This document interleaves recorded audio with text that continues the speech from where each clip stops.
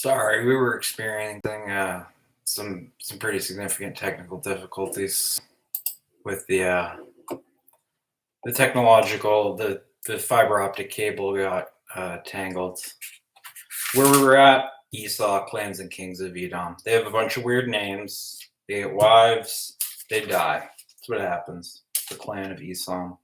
They're named fun things like Mibzar, Magdal, Aram, Aram so far away.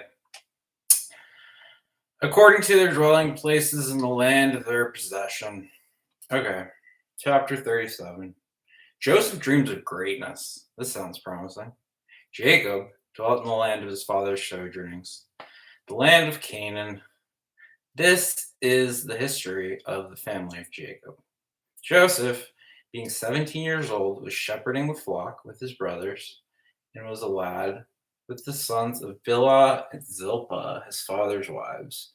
Joseph brought an ill report of them to their father. Now Israel loved Joseph more than any of his other children because he was the son of his old age.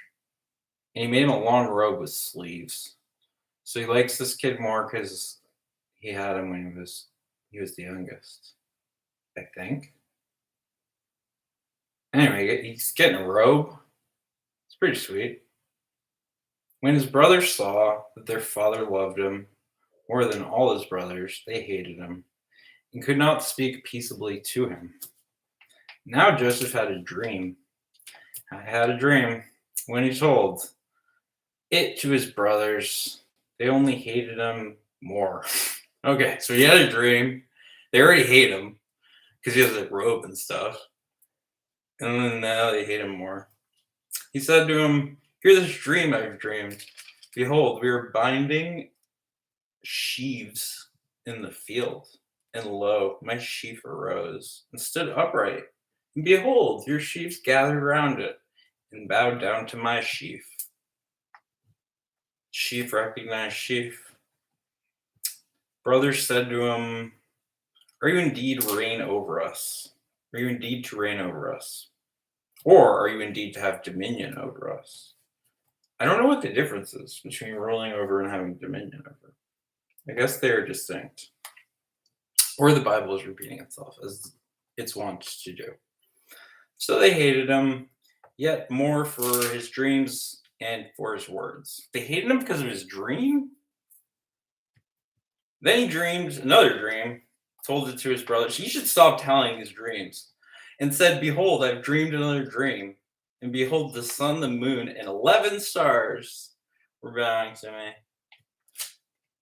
When he told it to his father and to his brothers, his father rebuked him and said to him, "What's this dream you've dreamed? Shall I and your mother and your brothers indeed come to bow ourselves to the ground before you?" And his brothers were jealous of him, but his father kept the saying in mind. What saying? Shall I and your mother and your brothers indeed come to bow ourselves to the ground before you? That's a pretty bad saying. Anyway, Joseph gets sold by his brothers. Now the brothers went to the pasture, their father's flock near Shechem. And Israel said to Joseph, "Are you not your brothers pasturing the flock at Shechem?" Shechem, probably. "Come, I will send you to them." Shechem, bars. He said to him, "Here I am." So he said to him, "Go now, see if it is well with your brothers and with the flock, and bring me word again." Word. So he sent him from Hebron, and he came to Shechem. And a man found him wandering in the fields. And the man asked him, "What are you seeking?" "I'm seeking brothers," he said. "Tell me, I pray you, where are they pasturing the flock?" And the man said, "They've gone away." Where have all the people gone, honey? For I heard them say, "Let us go to Dothan." Oh, that was a poem by a woman. That wasn't a dead song. Dylan, a lot of his best songs too. Just a lot of the best songs in general are. Anyway. If you like words, these are some cool words. And a man found, I don't think it's true, but it's like it captures some stuff. It's not boring. It's just hard to process. Now his brothers went to their pasture, their father's flock near Shechem. And Israel said to Joseph, okay, so come and I'll send you to them. Then he said to him, here I am. So he said to him, go now, see if it's well with your brothers and with the flock, and bring me word again. So he sent him from the fields. The man asked of him, what are you seeking? I'm seeking my brothers. And the man said, they've gone away, for I heard them say, let us go to Dothan. So Joseph went after his brothers and found them at Dothan. They saw him afar off, and before he came near to them, they conspired against him to kill them. And they're just going to kill the dude. They said to another, here comes this dreamer. Come now, let us kill him. He did have a dream. This guy was dreaming. You should definitely be murdered. Here comes the dreamer. Come now, let us kill him, throw him into one of the pits. Then we shall say, when Reuben heard it, Reuben, his pirouette and blight, fucking delivered him of their hands, saying, let us not take his life.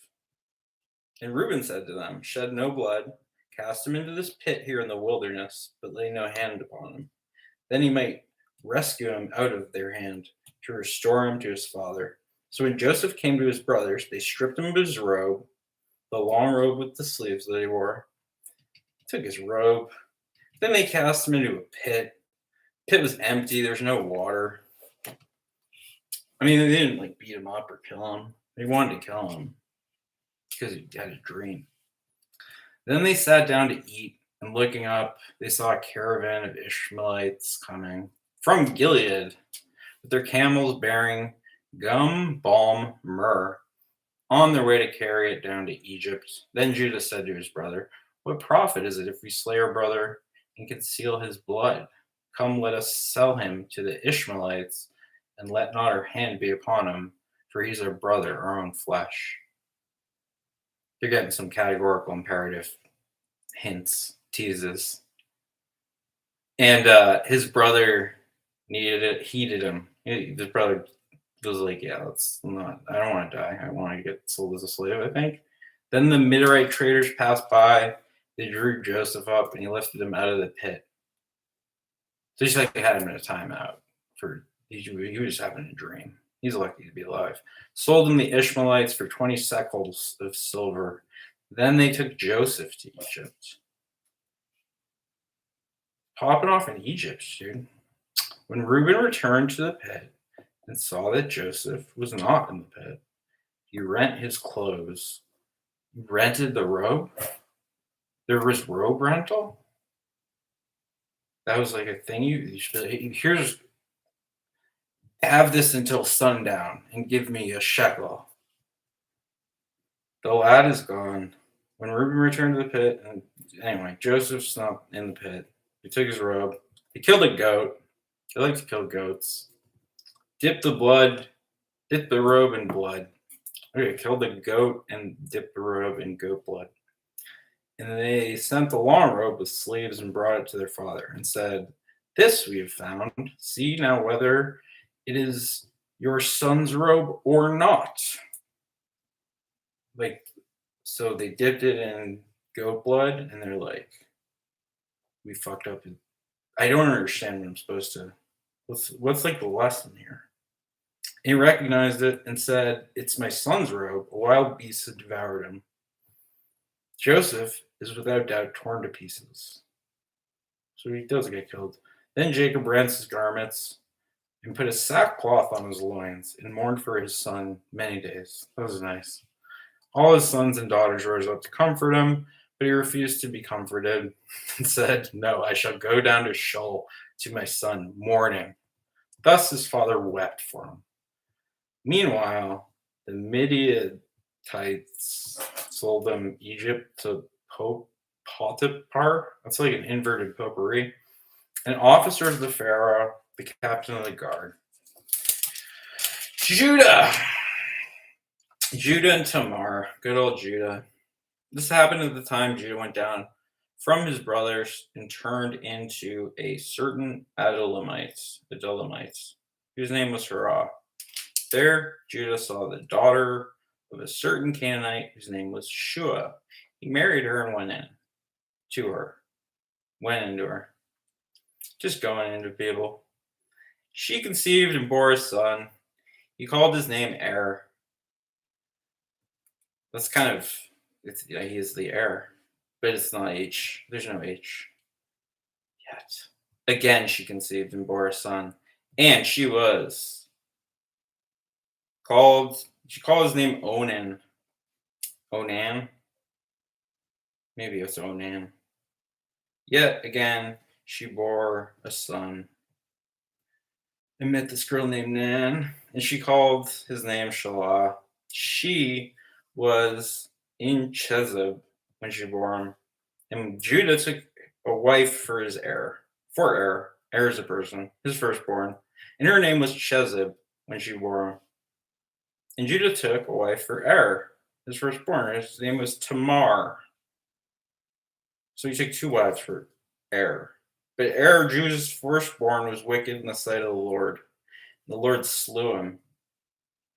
Okay. God just killed him because. Then Judah said to Onan, "Go into your brother's wife and perform the duty of a brother-in-law to her, and raise offspring for your brother. So do the honorable thing, have sex with the widow of the person you just killed because you have to take care of his property." Onan knew that the offspring would not be his. So when he went into his brother's wife, he spilled the semen on the ground, lest he should give offspring to his brother. This dude's jerking off on the ground. This is in the Bible. This is fucking hilarious.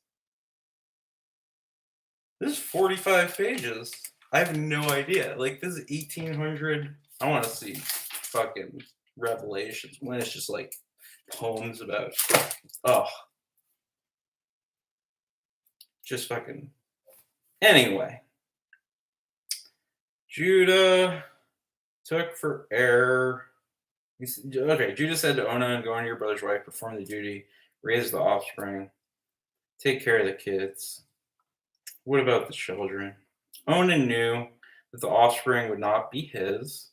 So when he went into his brother's wife, he spilled the semen on the ground. And what he did was displeasing the sight of the Lord. So he got killed for jerking off.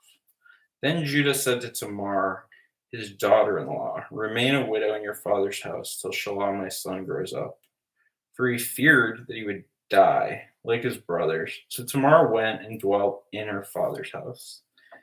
In course of time, not in the course of time, in course of time, the wife of Judah, Shua's daughter, and when Judah was comforted, he went up to Timnah and his sheep shearers. He and his friend Hirah the Adulamite.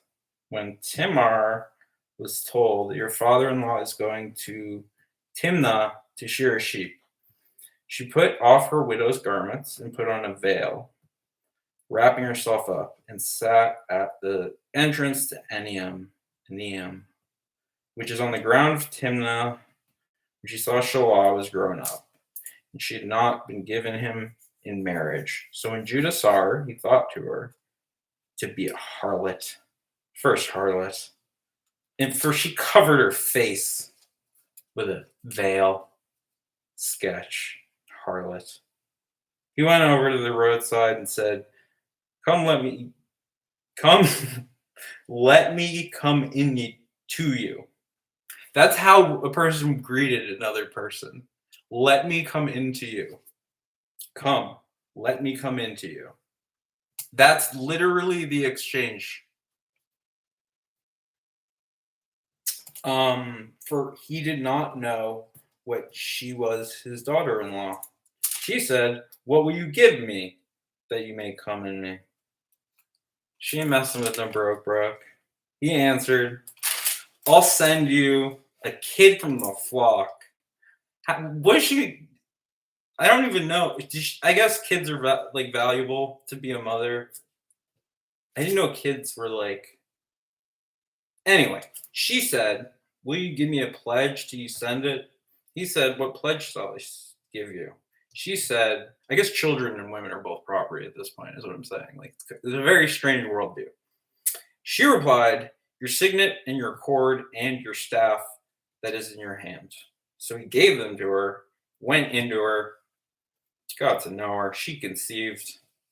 Then she arose and went away, taking off her veil, the harlot, put on her garments of her widowhood. When Judah sent the kid by his friend the Adullamite to receive the pledge from the woman's hand, he could not find her. And he asked the men of the place, "I need caffeine. I want to get some green tea. I want to get to page. I don't know. We'll see how it goes."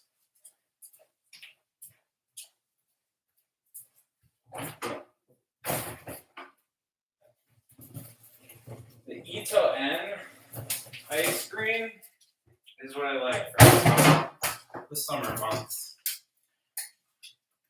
This is what my go-to is for when it's hot. Oh God, I went to fucking Revelations. Okay.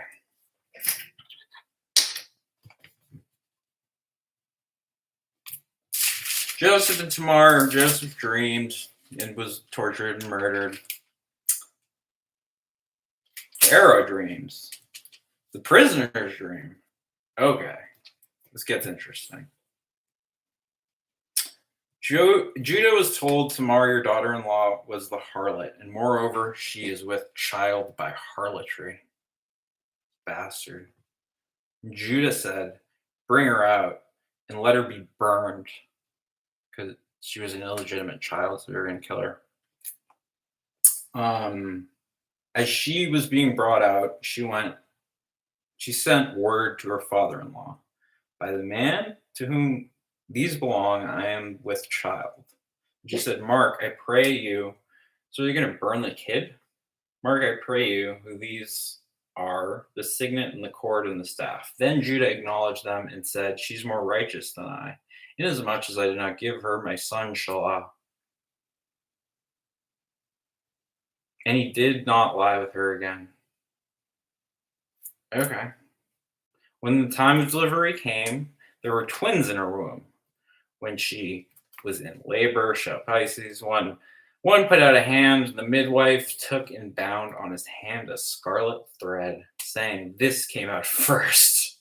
She wrote in scarlet thread the birth order. As he drew back his hand, behold, his brother came out, and she said, "What a breach you've made for yourself." Therefore his name was called Perez. Afterward his brother came out with the scarlet thread upon his hand, and his name was called Zerah. Joseph and Potiphar's wife. I'm going Potiphar. Joey. Now Joe was taken down to Egypt, and Potiphar, and an officer of the Pharaoh, the captain of the guard, an Egyptian, brought him from the Ishmaelites, who had brought him down there. The Lord was with Joseph, and he became a successful man, and he was in the house of the master, the Egyptian, doing well. He's got the favor of the Lord. And his master saw that the Lord was with him, and the Lord caused all he did to prosper in his hands. So Joseph found favor in his sight and attended to him. He made him an overseer and put him in charge of all that he had. Okay, so my interpretation of Isaac Newton's laws is that they were taken from the Bible. I think physical reality is the deepest way to understand what's going on. And I think the laws of physics can be derived from passages in this. This, I think, he's explaining the principle of inertia. He's explaining objects at rest remain at rest, objects in motion stay in motion. In other words, if you practice, like exercise, if you start putting energy into a thing, it keeps going. that you can learn from this story. Also, the other basic law of science you can learn from the story of Isaac, which is chapter 4.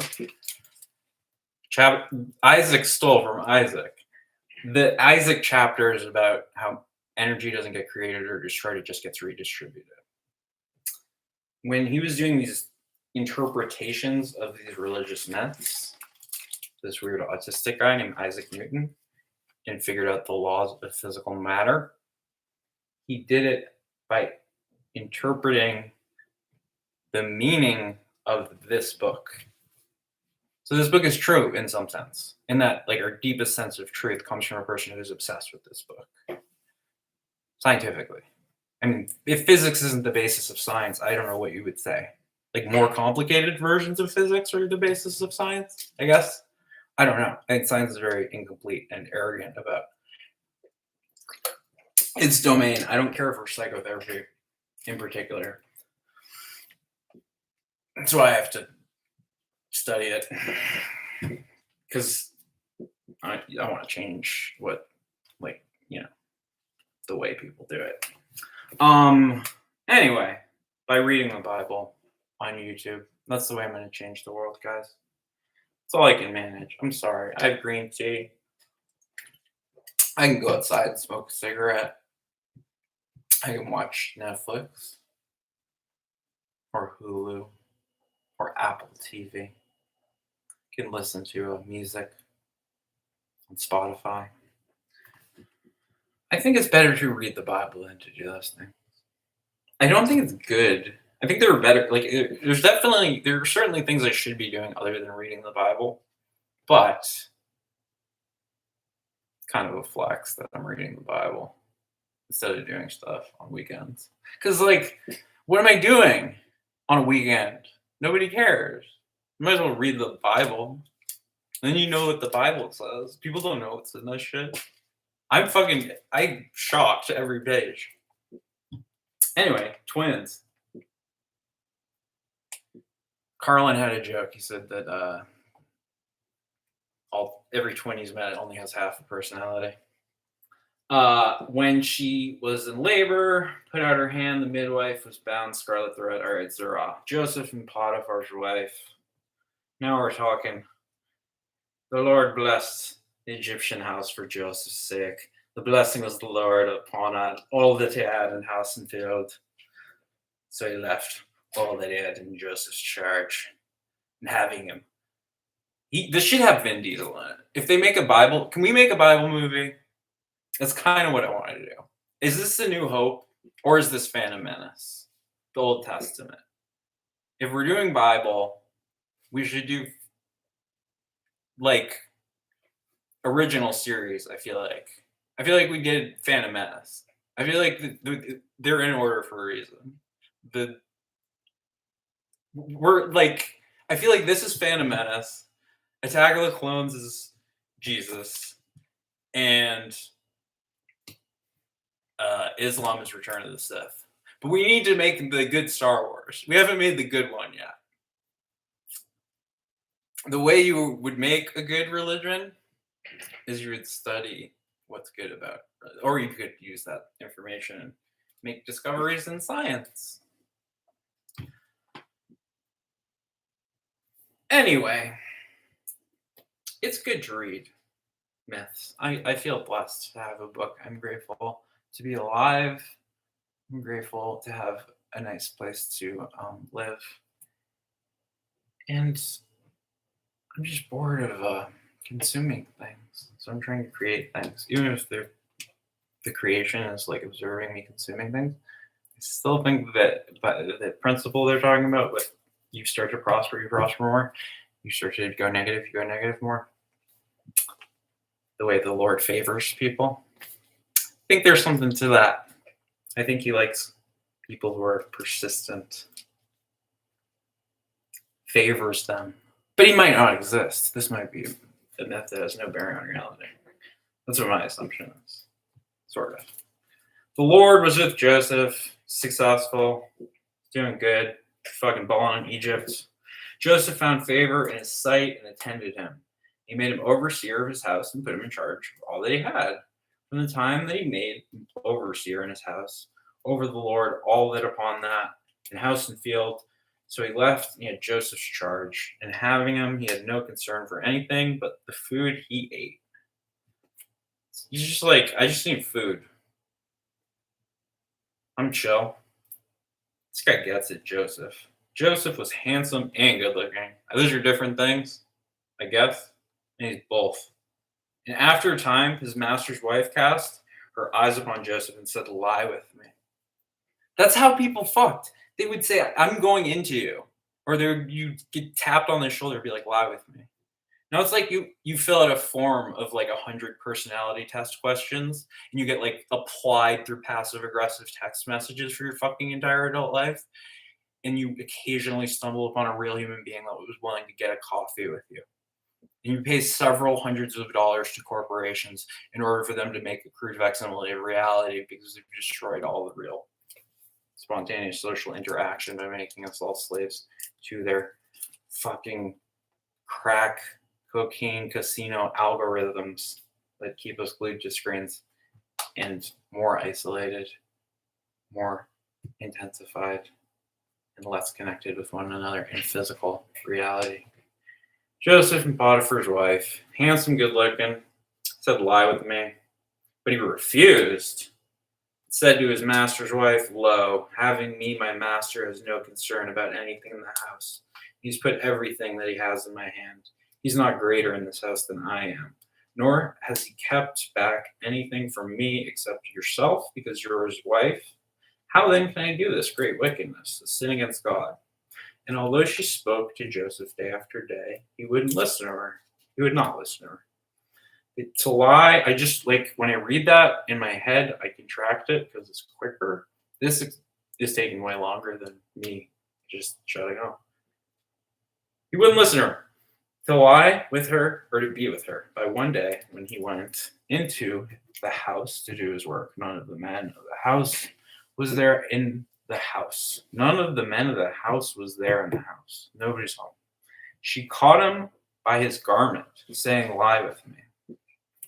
It's just the go-to, I guess. But he left his garment in her hand and fled and got out of the house. And when she saw that he had left a garment in her hand and had fled out of the house, she called to the men of her household and said to them, see, he has brought among us a Hebrew to insult us. And he came to lie with me. And I cried out with a loud voice, brought over a Hebrew to insult her and fucked her. And she's crying. This is fucking terrible. It's kind of funny though. When he heard that, I thought he was Egyptian. I don't know. I don't know how stuff works. When he heard he moved to Egypt, Mesopotamia, I don't know, man. When he heard that I lifted up my voice and cried, he left his garment with me and fled and got out of the house. Then she laid his garment by a servant whom you have brought among us, came into me to insult me. But as soon, Hebrews are great at insulting you. As soon as I lifted up my voice and cried, he left his garment with me and fled the house. When he master heard the words which his wife spoke to him, this is the way your servant treated me. His anger was kindled, and Joseph's master took him and put him into prison, the place where the king's prisoners were confined. And there, he was there in prison. But the Lord was with Joseph and showed him steadfast love, gave him favor in sight of the keeper of the prison. And the keeper of the prison committed to Joseph's care all of the prisoners who were in prison, and whatever was done there, he was the doer of it. The keeper of prison paid no heed to anything that was in Joseph's care, because the Lord was with him, and whatever he did, the Lord made prosper. Objects in motion remain in motion. That's the secret.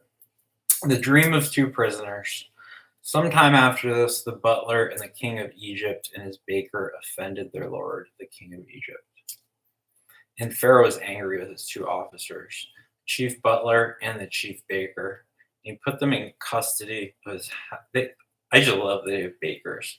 He put them in the custody of his house. I mean, the Pharaoh. He's got to have cakes.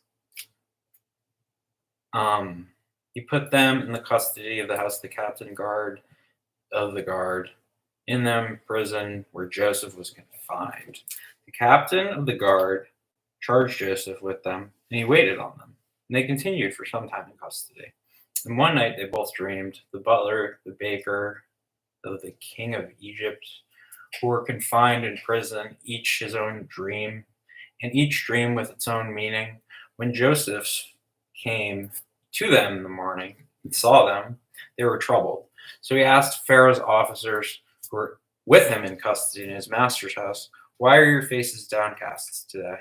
They said to him, "We have had dreams, and there's no one to interpret them." And Joseph said to them, "Do not interpretations belong to God? Tell them to me, I pray you." This is actually a very interesting story. So the chief butler told his dream to Joseph and said to him, "In my dream, there was a vine before me. And on the vine, there were 3 branches. As soon as it budded, it blossomed forth and clustered into the clusters ripened into grapes. Pharaoh's cup was in my hand. I took the grapes and pressed them into Pharaoh's cup and placed the cup in Pharaoh's hands." So I think this is just grape juice, not wine. The blood of a guy later, if you're into the part 2. Then Joseph said to him, "This is its interpretation. The 3 branches are 3 days. 3. Within 3 days, Pharaoh will lift up your head and restore you to your office, and you shall place Pharaoh's cup in his hand formerly, when you were his butler. But remember me when it is well with you, and do me the kindness, I pay you, to mention of me to Pharaoh, as so to get me out of this house. For I indeed stolen out of the land of Hebrews, and here I have done nothing that they should put me in the dungeon." He's got a dungeon, butler, baker. He just built houses with dungeons at this point. When the chief baker saw that the interpretation was favorable, he said to Joseph, "Why was there a dungeon? Like, does he have like weird S&M shit going on, or is he just like torturing enemies? There's a dungeon. I guess if you're rich, you just have a dungeon." Anyway, when the chief baker saw the interpretation was favorable, he said to Joseph, "I also had a dream.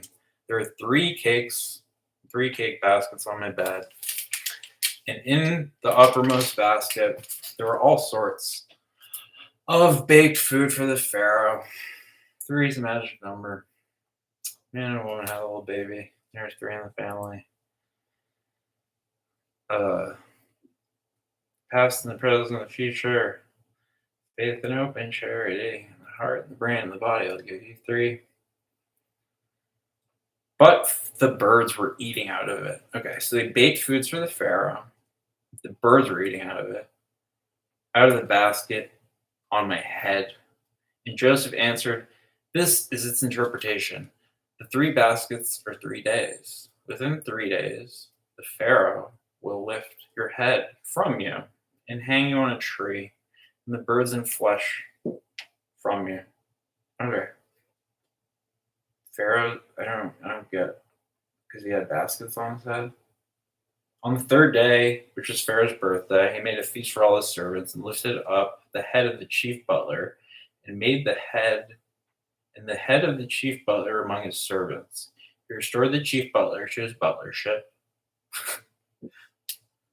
and he placed the cup in the Pharaoh's hand, but he hanged the chief baker, as Joseph had interpreted to them. Yet the chief butler did not remember Joseph, but forgot him. I wonder if the hanging of the baker has anything to do with like telephone and the Socratic myth of the baker being put to death by a jury of children, by instead the doctor being put to death, hanged, and then the baker is made appointed doctor, because that's a older myth than this one. So I think this might be kind of trying to interpret that same idea, but I think it does a worse job. That's a very kind of nonsensical story, in my opinion. But I like the beginning of it. The prisoners, when it's like they're talking about dreams and shit, I thought that was interesting. In fact, there's like a guy who was like going crazy because he was trying to look for somebody to interpret his dreams, and then he was killed because he. People are killed for their dreams. Joseph interprets Pharaoh's dream. All about dreams. I didn't like this is like no wonder fucking Freud and all that bullshit.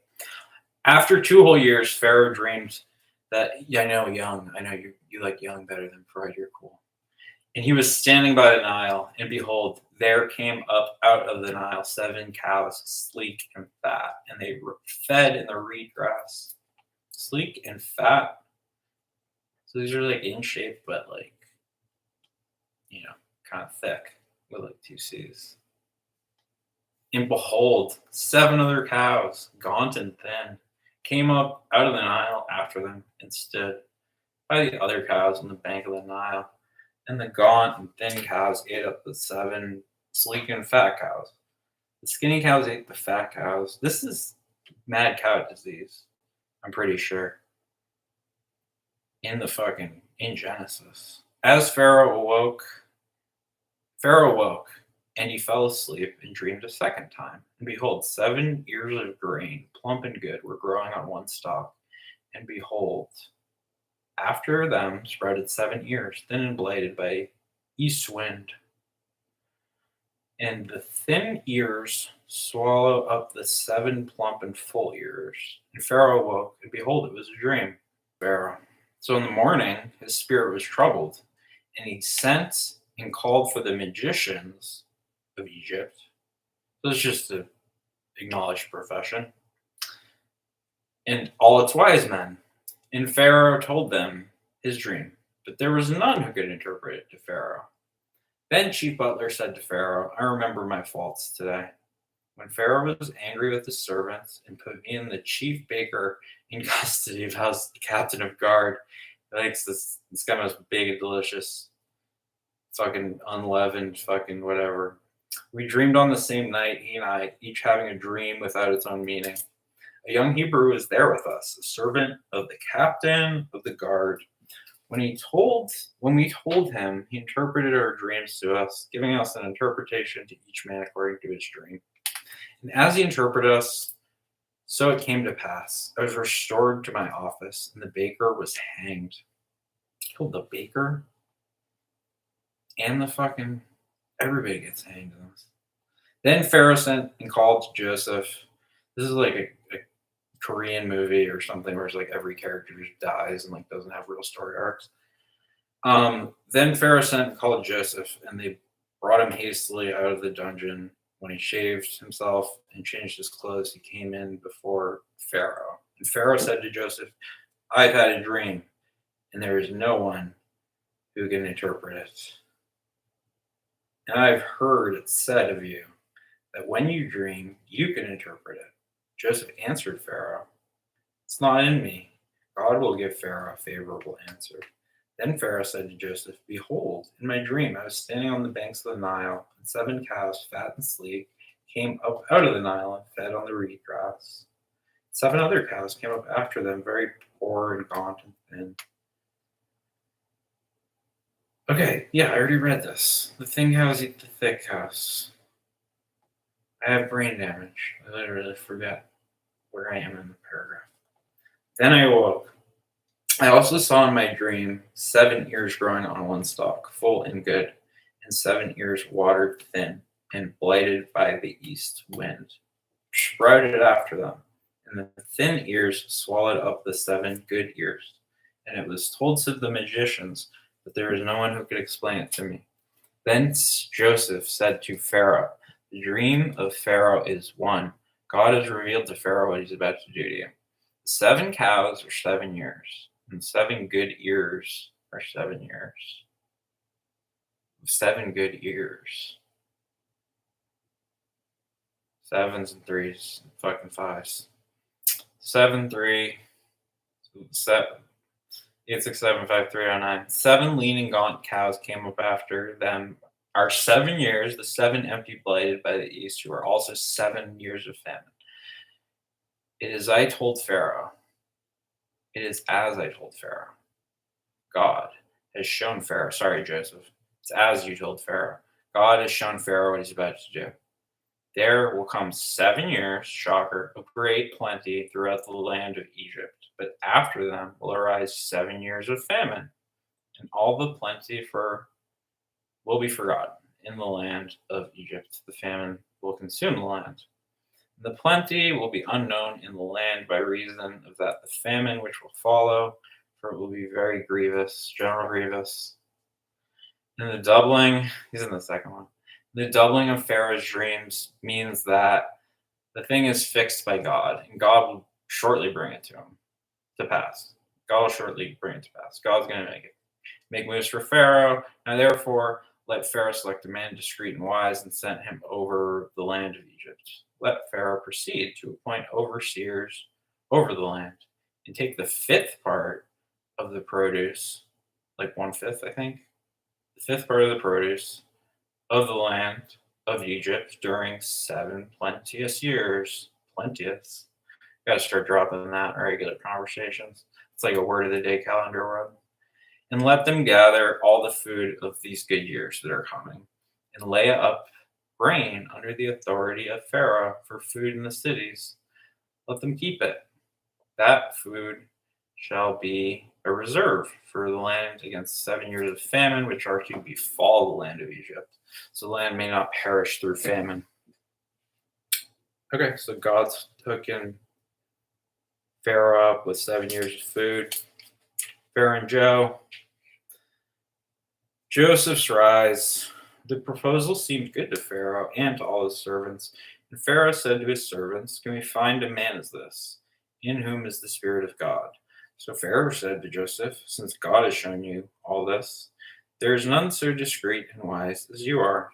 You shall be over my house, and all my people shall order themselves as you command.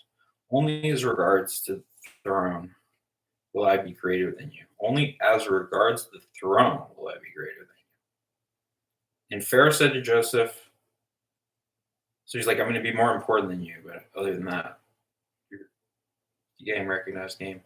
As Pharaoh said to Joseph, "Behold, I have set you all over the land of Egypt." And then Pharaoh took a signet ring from his hand, put it on Joseph's hand, and arrayed him garments of fine linen, and put a gold chain on his neck, around his neck. Rocking a fucking dookie chain, I bet. He made him ride in his second chariot. I feel like he's just being passive aggressive, not giving him that first chariot. He made him ride in his second chariot. And they cried before him, "Bow the knee." Thus he sent them all over the land of Egypt. Moreover, Pharaoh said to Joseph, "I am Pharaoh, and without your consent no man shall lift a hand or foot at all in the land of Egypt." And Pharaoh called Joseph's name Zephaniah, and he gave him in marriage Azaniah, the daughter of Potiphar, priest of On. On. There should be a place called On still. So Joseph went and or land of, just these like two letter, not even syllable, one syllable. Joseph went out over to the land of Egypt. I'd go to if I was him, but I just like a concise title for civilization. Joseph was 30 years old, 3, when he entered the service, 3 and 5. It's actually 6, 3 5s, kind of, if you do it as a shape. Joseph was 30 years old when he entered service of Pharaoh, king of Egypt, and Joseph went out from the presence of Pharaoh and went all through the land of Egypt.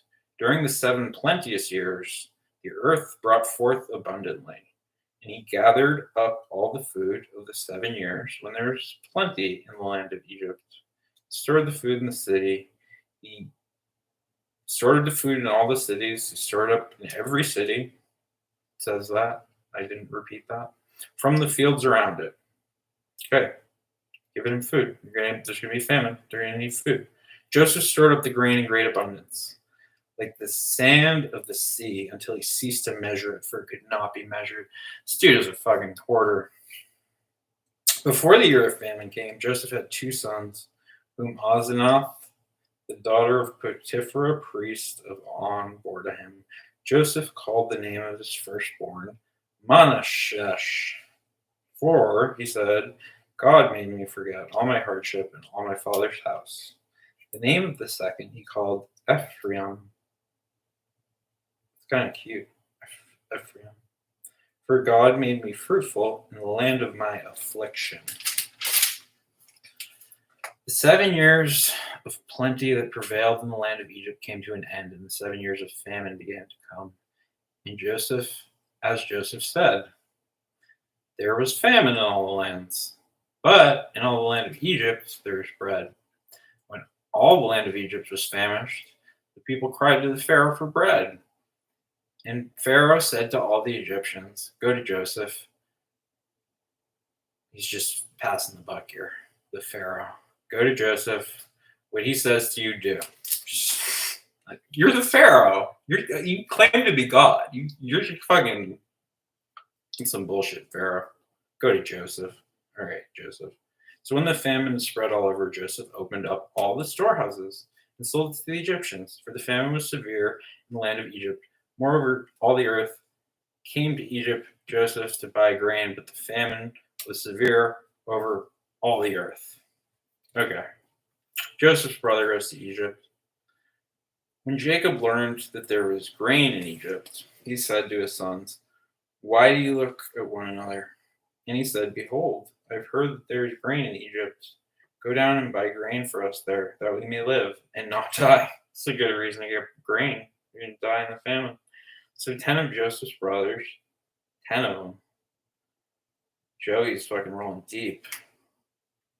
Some Adele level. I might find someone like you. I like that Adele is skinny now and people are mad. It's just hilarious. So 10 of Joseph's brothers went down to buy grain in Egypt, but Jacob didn't send Benjamin, Joseph's brother, with his brothers, for he feared that harm might befall him. Thus the sons of Israel came to buy among the others who came, for the famine was in the land of Canaan. We're back in Canaan. We were partying in Egypt, little Philistine teas. Then we're back to Canaanites. Now Joseph was governor over the land. He was a governor. I didn't know governors existed that long ago. It was sold.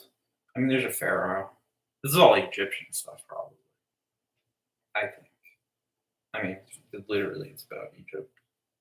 They were the first, like, super developed civilization. They probably did a lot of the stuff that these, whatever. A lot of these things we attribute to the Middle East probably originated in Africa. Now Joseph was governor over the land.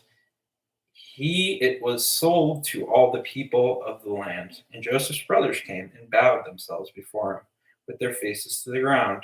Joseph saw his brothers and knew them, but he treated them like strangers and spoke roughly to them. You're blessed by God, Joseph. Quit being such a dick. Where did you come from? He said.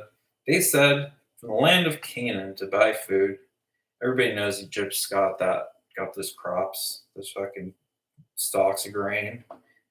Thus Joseph knew his brothers, but they did not know him. Joseph knew his brothers, but they did not know him? I don't know, man. Did Joseph write this? And Joseph remembered the dreams which he had dreamed of them. And he said to them, you are spies. You have come to see the weakness of the land. He thinks his brothers are all spies. They said to him, no, my lord, but to buy food, have your servants come. We are all sons of one man. We are honest men, your servants, and not spies. He said to them, no, it is the weakness of the land that you've come to see. And they said, we, your servants, are 12 brothers, the sons of one man in the land of Canaan. Behold, the youngest is this day with our father, and one is no more. But Joseph said to them, it is as I said to you, you are spies. This is OG conspiracy theory. By this you shall be tested.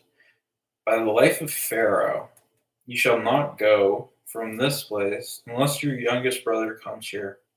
Send one of you, and let him bring your brother, while you remain in prison, that your words be tested, whether there are truth in you, or else by the life of Pharaoh, surely you're spies. And he put them all together in prison for 3 days. This guy imprisoned his family because he had suspected that they were spies.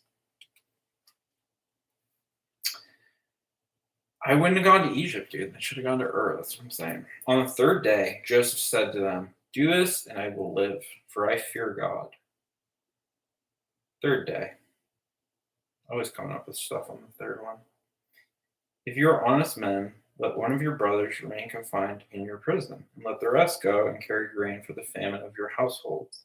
Bring your youngest brother to me, so your words will be verified. You shall not die. They did so. Then they said to one another, said to each other, in truth, we are guilty concerning our brother, in that we saw the distress of his soul. When he besought us, we would not listen. Therefore, is this distress come upon us? And Reuben answered them, Did I not tell you to sin against the lad? But you would not listen. So now there comes a reckoning for his blood. They did not know that Joseph understood them, for there's an interpreter between them. Then he turned away from them and wept. And he returned to them and spoke to them. And he took Simeon from them and bound them before their eyes. Bound him before their eyes. They are into some weird ass shit. And Joseph gave orders to fill their bags with grains and to replace every man's money in his sack and to give them provisions for the journey. This was done to them. Okay. Joseph's brothers returned to Canaan. Then they loaded their asses with their grain and departed. I know, it's fun. It's a donkey. And as one of them opened his sack, it's also fun, to give his ass, So he opened his sack to give his ass provender. I still haven't looked up provender. I don't know what provender is, but it's very important.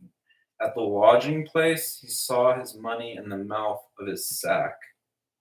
He saw his money in the mouth of his sack. And he said to his brother, my money has been put back. Here it is in the mouth of my sack.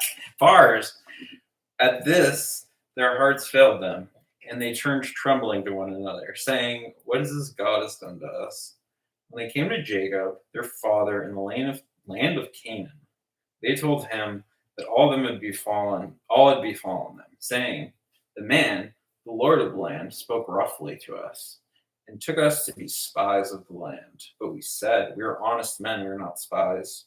We are 12 brothers, sons of our father, and one is no more. And the youngest is this day with our father in the land of Canaan. Then the man, the Lord of the land, said to us, by this I shall know that you are honest men. Leave one of your brothers with me, and take grain for the famine of your households, and go your way. Bring your youngest brother to me. Then I shall know that you are not spies, but honest men, and I will deliver your brother, and you shall trade in the land. Okay, so maybe he's just kidnapping a group of brothers. I thought they were his brothers, because he said that he knows his brothers, but his brothers don't know him. The way I interpreted that is he considers himself like a different, like he doesn't. I think anyway, it's a very different story if he's not doing this to us. If you actually care what people think, if you actually like to read.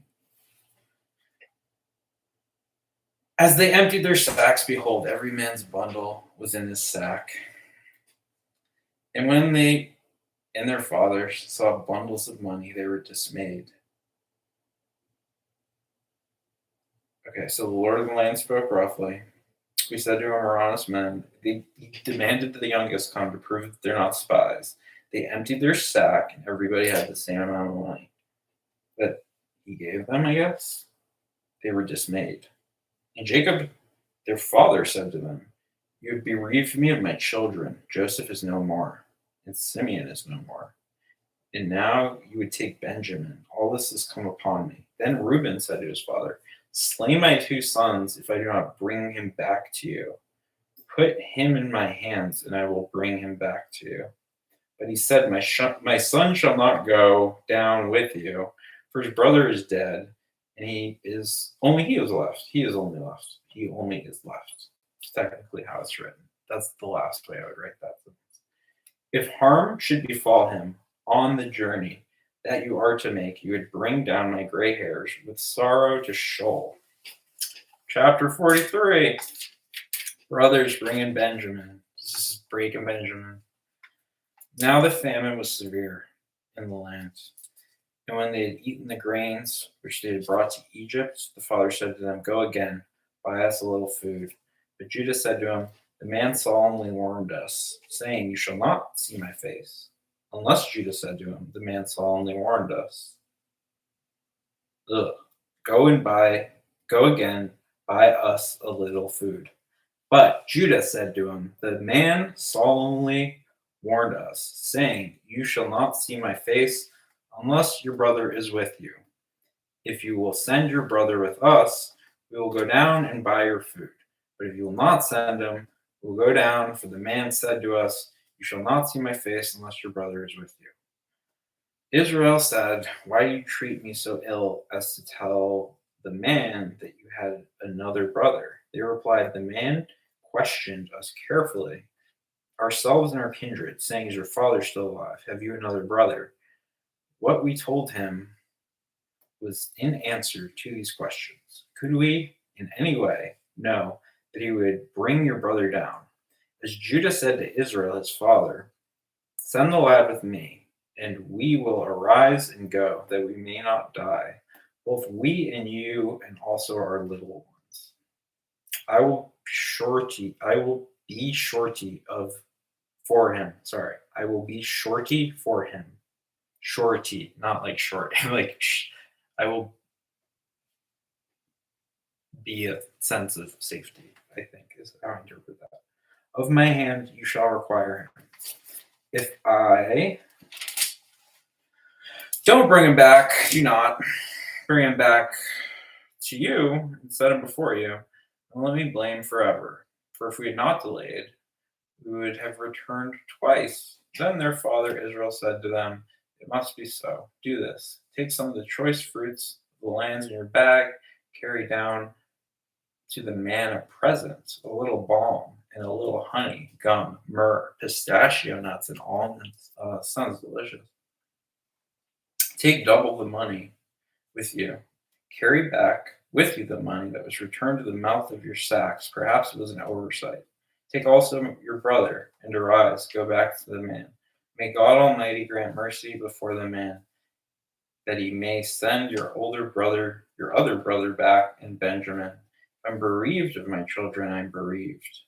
So the men took the present, and they took double the money with them in Benjamin, and they arose and went down to Egypt and stood before Joseph. When Joseph saw Benjamin with them, he said to the steward of his house, bring the men into the house and slaughter an animal and make ready, for the men are to dine with me at noon. Okay. The man did as Joseph bade him, and he brought the man to Joseph's house. And the men were not afraid, because they were brought to Joseph's house. And they said, it is because of the money which was replaced in our sacks for the first time that we were brought in, so that he may seek occasion against us and fall upon us to make us slaves of us and seize our asses. You're going to steal the donkeys. That's not as fun as it sounds. So they went up on the steward of Joseph's house and spoke with them at the door of the house and said, oh, my lord, we came down the first time to buy food. And when we came to the lodging place, we opened our sacks. And there's every man's money in the mouth of his sack, our money in full weight. So we've brought it again with us. We've brought other money down in our hand to buy food. We do not know who put money in our sacks. It's like the tooth fairy. He replied, rest assured, don't be afraid, do not be afraid. Your God and the God of your father must have put the treasure in the sacks for you. I received your money." Then he brought Simeon out to them. And when the man had brought the men into Joseph's house and given them water, they washed their feet. When he had given their asses provender, he'd given their asses provender. These donkeys are, I think this is like catnip for donkey.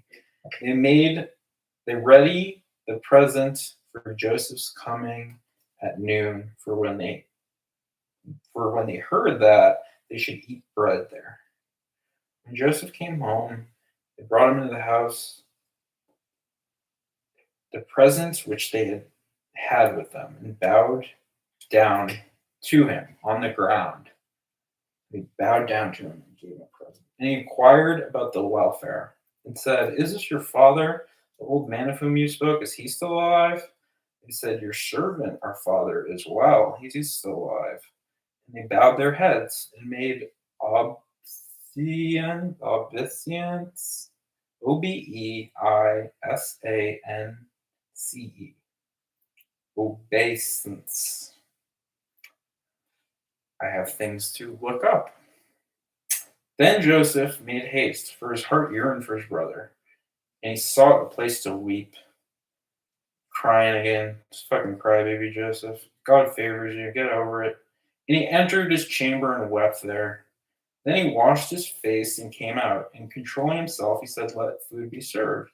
They served him by himself, and them by themselves, and the Egyptians who ate with him by themselves, because the Egyptians might not eat bread with the Hebrews, for that is an abomination to the Egyptians. So they're just like hardcore segregated at this point. So the Egyptians and the Hebrews, Pharaoh, Joseph.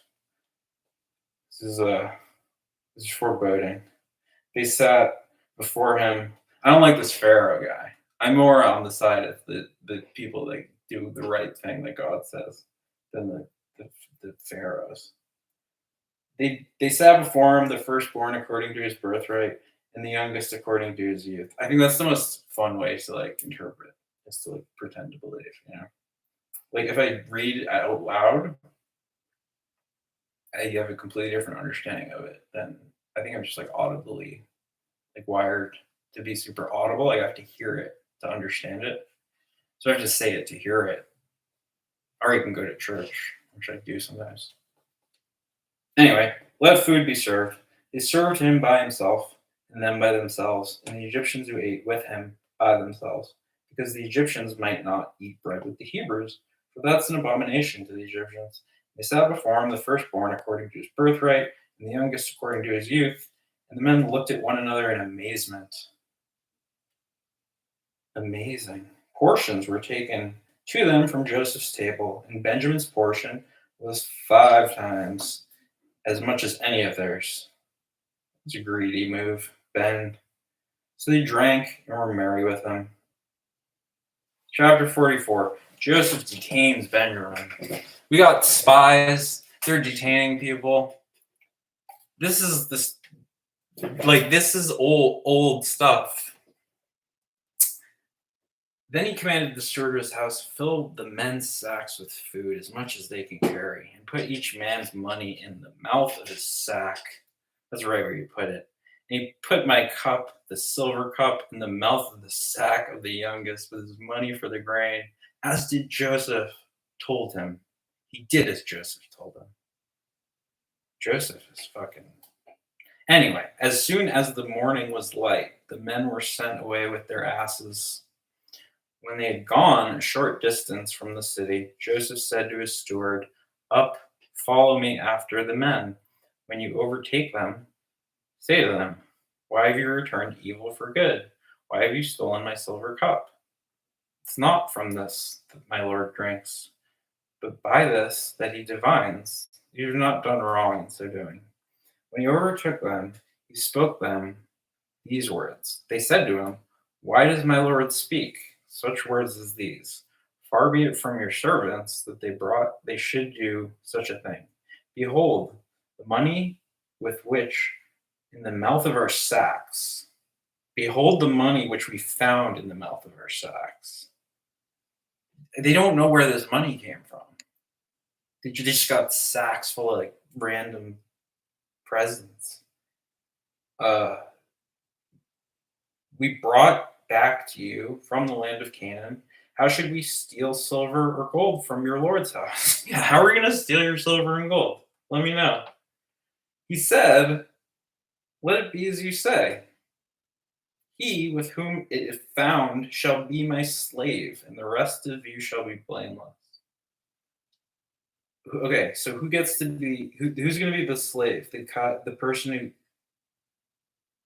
who's, who figures out how to steal the silver and gold, but then everybody else is blameless, or is he? I don't understand.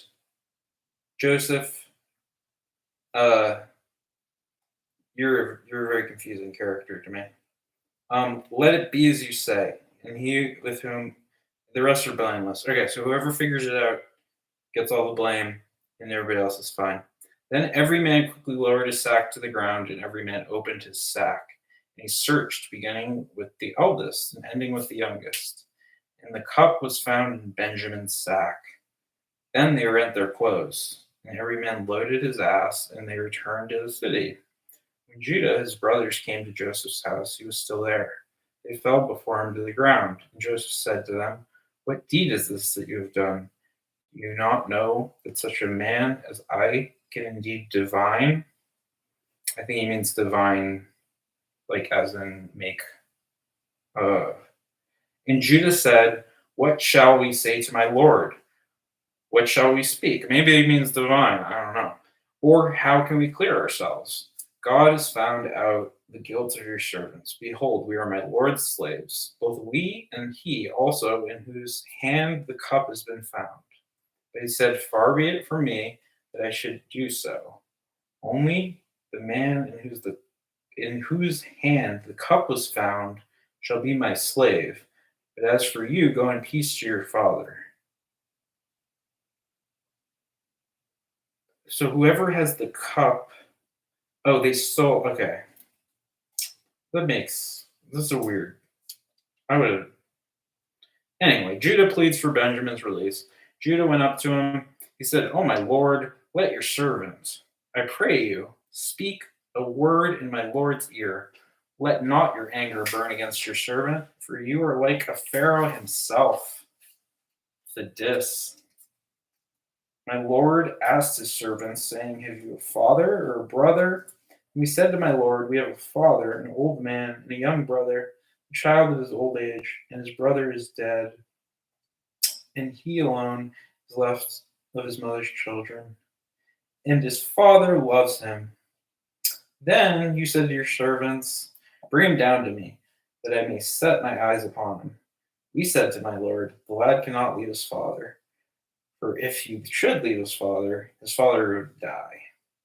Then you said to your servants, unless your youngest brother comes down with you, you shall see my face no more.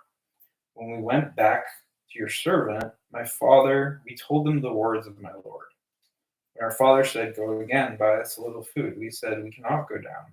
If our youngest brother goes with us, then we will go down, for we cannot see this man's face unless our youngest brother is with us. Then your servant, my father, said to us, you know that my wife bore me 2 sons.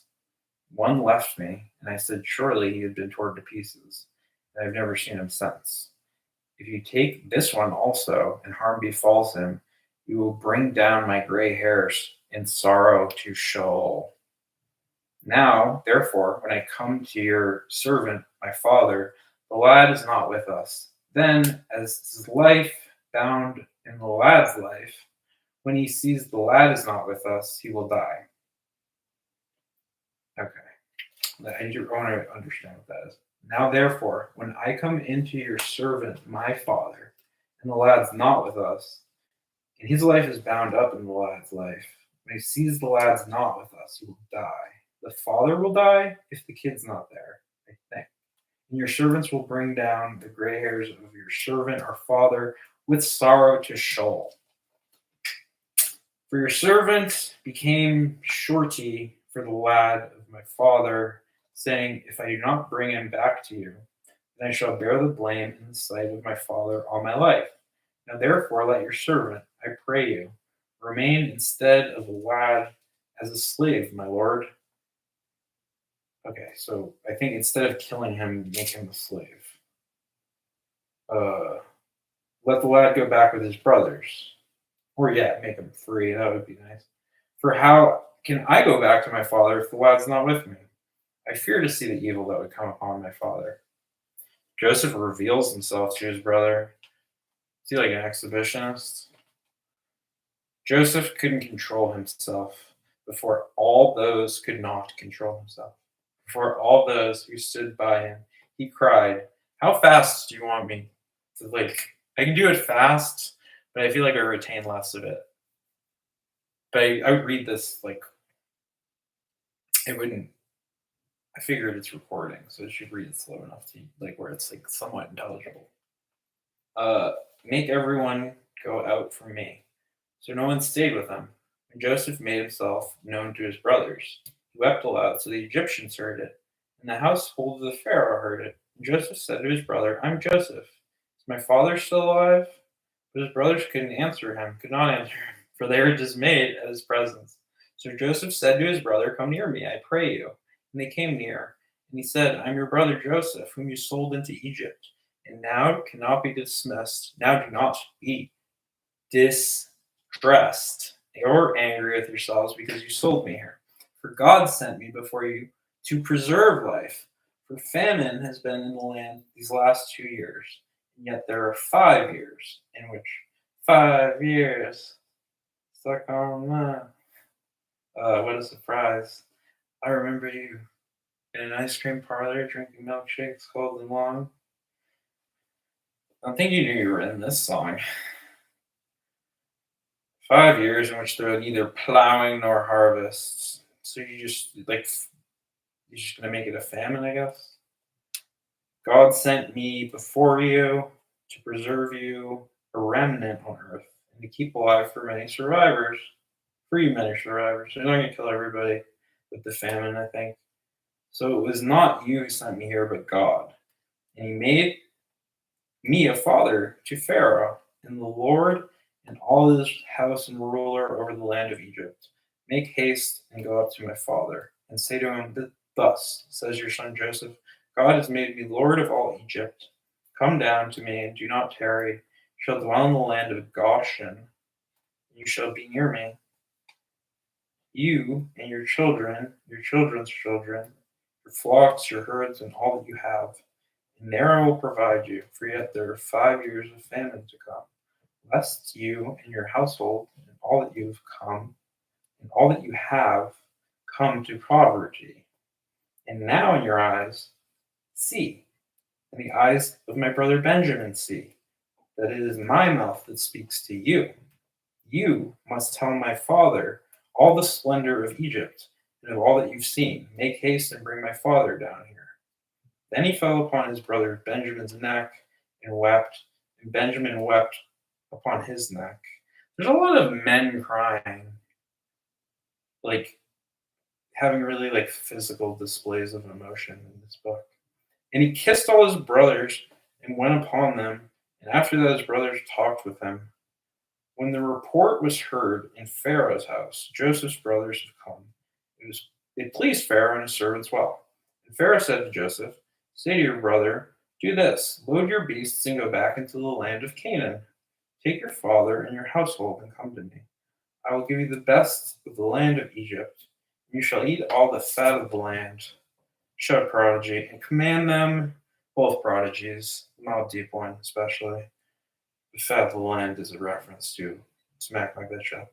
Command them also, do this, take wagons from the land of Egypt for your little ones and for your wives, and bring your father and come. Give no thoughts of your goods, for the best of the land of Egypt is yours. It's pretty sweet. Sons of Israel did so, and Joseph gave them wagons according to the command of Pharaoh, and gave them provisions for the journey. To each, all of them, he gave festal garments, but to Benjamin he gave 300 shekels of silver and 5 festal garments. 300 shekels, 5 festal garments. That's what Benjamin gets. To his father he sent as follows: 10 asses loaded with the good things of Egypt. So these are just donkeys full of all the treasures of,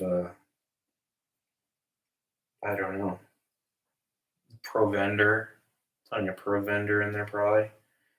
10 she asses loaded with grain, bread, provision for his father on the journey. Then he sent his brothers away. And as they departed, he said to them, "Do not quarrel on the way." So they went up out of Egypt and came to the land of Canaan, to their father Jacob. And they told him, "Joseph is still alive, but he is ruler over all the land of Egypt." And his heart, which he has said to them, in which he saw the wagons which Joseph had sent to carry him, the spirit their father Jacob revived. And Israel said, "Is it enough, Joseph, my son, is still alive? I will go and see him before I die." So Jake has to bring everybody to Egypt. Israel took his journey with all that he had and came to Beersheba and offered sacrifices to God of his father Isaac. God spoke to Israel in visions of the night. He said, "Jacob, Jacob." He said, "Here I am." Then he said, "I am God." Like, doesn't he look like, can't you tell if it's God? Maybe you can't. There's always a siren calling you to shipwreck. Then he said, "I'm God, God of your father. Do not be afraid to go down to Egypt." That's an older myth. I should have read that one. I have the Iliad over there. If we want me, if that gets more views, I did the ancient Egypt one. That gets less views than this, I think, because people are Christian. I like that. I like the. I like to read the different ones. This one I've never actually finished. Then Jacob sent out from Beersheba and the sons of. There's so many names. It's like an unfair amount of names. It's not interesting to just read a bunch of names and then like their death here. It's just like, cut that shit out. Give me the story. You know. Actually, Abraham doesn't know about 3-act structure. If you think about this as a 3-act play, it's exactly perfect. The way that Abrahamic really. Anyway, that's why I want to read them in order. Now these. Okay, they took their cattle, their goods, which they gained in the land of Canaan, came to Egypt, and Jacob, all his offspring with him, his sons, and his sons' sons, his daughters, his sons' daughters, all his offspring he brought with him to Egypt. They're all going to Egypt. Probably going to check out the pyramids and ride camels and stuff. Now these are names of the descendants of Israel who came into Egypt. More names: Jacob and his son, Reuben, Jacob's firstborn son, and the son of Reuben, Hanok, Palu, Hezron, and Carmi. The son of Simeon, Jemuel, Jamin, Ohad. You shouldn't front load a myth with the most boring part. That was my main criticism of the Bible.